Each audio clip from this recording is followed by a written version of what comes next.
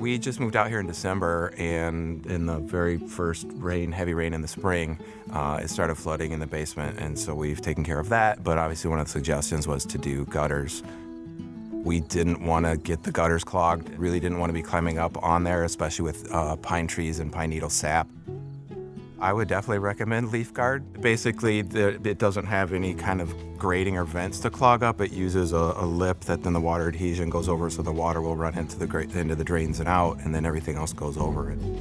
We're really happy, and we're especially happy the way they did the fascias. The addition had nice fascias, and they were able to easily mount the gutters, but on this side, they actually were able to take some of the existing wood that we had and use that, and they actually cut the wood custom to fit it to cover up the ends of it, so it looks really nice. And the crew was actually, it was pretty funny. They were really excited about it because I guess they've done some log homes before, but nobody ever had the wood to use. So it was actually really nice to see them, like, they were so excited to be cutting the wood and to be able to do this kind of a job for it. So that was pretty fun to see, the crew actually enjoying what they were doing and very excited about being able to do the custom work that they did for us.